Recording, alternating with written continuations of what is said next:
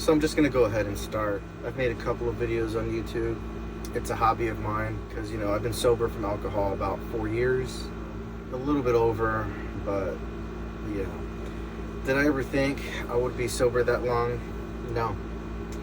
I was in the Marines for 12 years. It's where my drinking started. Now, this isn't a sob story, boo-hoo, woe is me. It's not that. Once I took ownership and accountability, I realized I made a lot of decisions in my life that I'm not proud of. I usually keep things to myself. This isn't a therapy session. I've come to realize a lot of things in my life, and so I wanted to make a video on relationships in general. This isn't me bashing my recent breakup, none of that. This is me just trying to help other people understand certain things in life. Now, this is my opinion.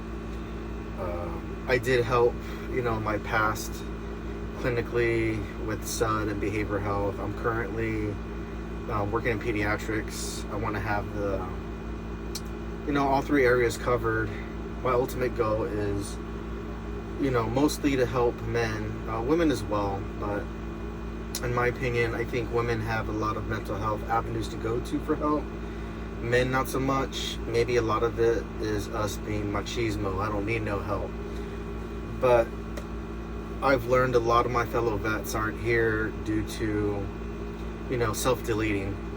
This is YouTube. I can't say certain words because they had no one to talk to. In my past, I've been down that path. I have the scars, but this video is not on that.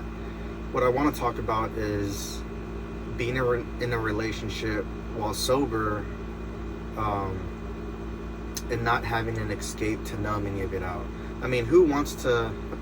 It's like that joke, and I've said it many times. I've saw it somewhere where it's a guy, he's standing like that, and in the back it says, "Alcohol and drugs, no thanks. I like my suffering raw." That's kind of like, that's true. In my past, I used alcohol and other substances to numb myself, an escape. What I didn't realize was that's a temporary escape. Your problems are still going to be there. So, in this video, I wanted to talk a little bit about going through, a breakup without having an escape. We have this thing, emotions that we can't get rid of. They overrun us. They do. A lot of them don't seem to make logical sense, but we can't escape emotions. We have them. I think due to my experience in life, I'm 42, I'll be 43 next month. I've come to realize I don't have a lot of time to escape. The drugs and the alcohol are just going to kill me. Being sober this long, I think it's due to my suffering, and I know what it looks like, and I know it's hard. This isn't me casting judgment on anyone who's in active use, active addiction. I'm just here to tell the truth, no BS. It's hard. Nothing worth having is easy. That's the simple truth. I watch a lot of other self-help, as they call it, videos. One guy in particular, he goes, you can't blame some people because they get to live in delusion. It's just their circumstances. They never have to face accountability. They never have to face many hardships. They have an escape, whether it be people protecting them, providing for them. And it's like he said, and you can't really knock them, because if we were in their shoes, we would do the same damn thing. And you know what? He's right.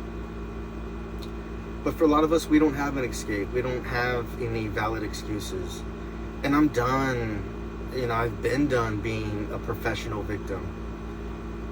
I know, we're human. We're all flawed. I'm not perfect, but I'm not where I used to be. Blaming people, blaming parents, blaming, oh, boo-hoo, I'm like this because of them or that. No. I'm who I choose to become. And so a lot of things have opened my eyes. You can't really put blame on other people. And I'm sorry if I'm going all over the place. I wanted to make this video because it's been 2 days in the making. And if I don't do it now, I'm not going to. Where this goes, probably I will watch it and that'll be the only person. But you have to understand, life is mostly about learning your lessons. Now, as I mentioned in recovery, people are in a relationship and they'll use drugs to escape if it's not going their way. Or they'll blame their other partner. Well, it's because of you, I'm not happy. I'm past that, and so I've come to the realization you can't make people be who you want them to be. And I think a lot of the sadness after a breakup comes from us missing a version of them we made up in our head. Could that person potentially change? I mean, yeah, but you gotta ask yourself, what are you getting out of it? What are they getting out of it?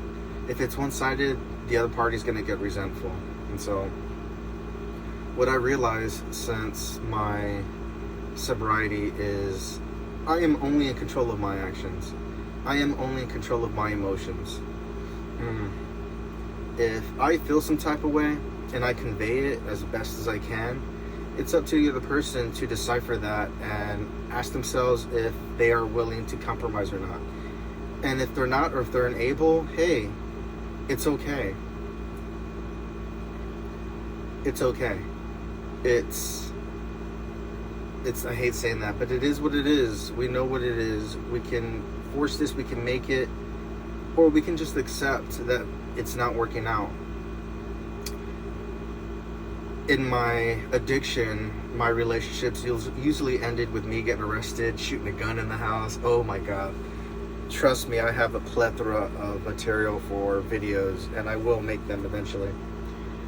But let's talk currently, going through 2 divorces, many breakups. I realized a lot of them were lost because of alcohol. Alcohol was my girl.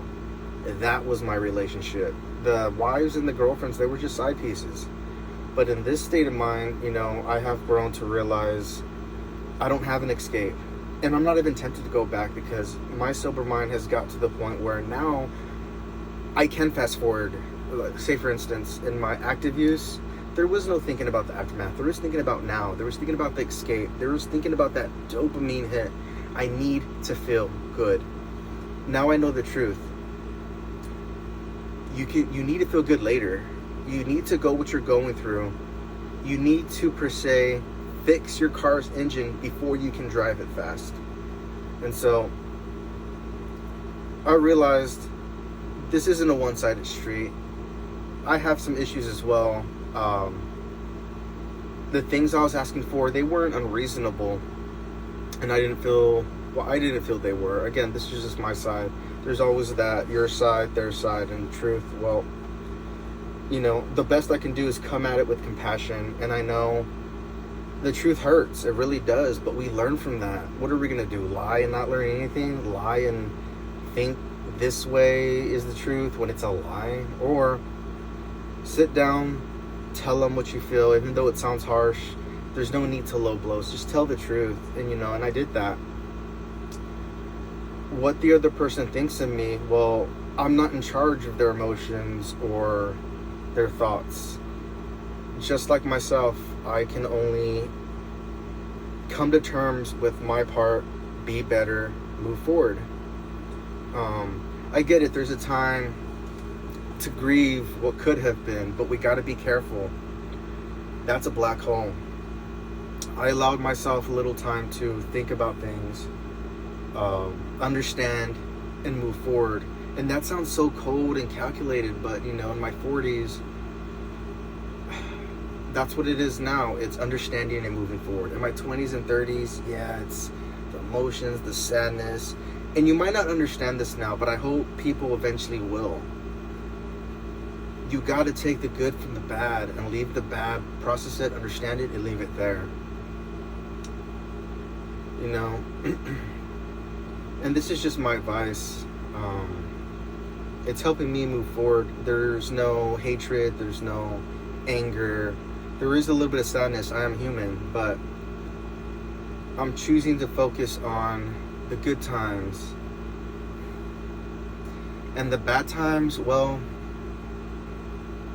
they'll just help me grow, because those lessons were paid for by pain and hurt and sadness. But it's time to grow. You know, with everyone, we're all going through something in life. You know, I'm glad I didn't use the trials and tribulations I'm going through on that person. No, that's my cross to bear. It's not that other person's fault. But I know right now in my life, I need to focus on what I need to focus on. And that's okay. It is not selfish to keep your boat afloat when it's sinking. It's selfish to let it sink and blame the other person for it. That's not me. Sorry if I went all over the place. I just wanted to get this out there. Now, if you're actively in use, hey, my heart goes out to you. But that stuff's gonna cloud your mind. It's gonna make you feel, it's gonna amplify those feelings and make you do something crazy. But if you have a clear, sober mind, you can process it. You can process the pain. You can talk to someone about it. And then move forward. Because none of us are leaving this world, we're all leaving this world. None of us are going to survive. But the thing is, if you have to be in this world where there's pain, there's some suffering, there's a lot of hurt, well, I can choose to understand that, think about it, and move forward and grow stronger. So when I am in my deathbed or I'm taken out, I can tell my Creator, I did the best I could with what I had. And I didn't hurt people unintentionally, drag them along to resent them. You know, again, I can't decide what people think of me. I can't. There's someone who said, if everyone likes you, you're doing something wrong. That doesn't mean get everyone to hate you. No, stick to your boundaries. Those are important. Stick to your morals. This isn't me getting my high horse. You know, we all make mistakes, but learn from them. The pain that I felt, you know, I rationalize it. I'm not going to escape from this. I'm not going to relapse. Feel it. Embrace it. But then put it where it needs to go. Put it, I'm not saying stuff it down the carpet. No. Feel it. Understand it. Cry. But then put it where it needs to go and enjoy the good you get out of it. And the bad, help that reinforce going forward. I really didn't want to make this video that long. Sorry if things are a little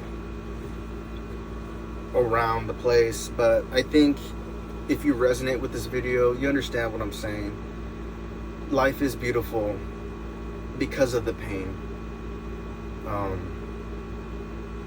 You pay a price, and if you do it right, the price is worth it. And if it's not, well, hey, let's learn, let's get up, let's dust ourselves off, and let's move forward. Just remember, you're not alone. Talk to someone, get therapy, talk to a friend you trust. Don't talk to anyone toxic. They're just gonna throw it back at you when it's convenient for them. But all right, guys, I'm gonna leave this here.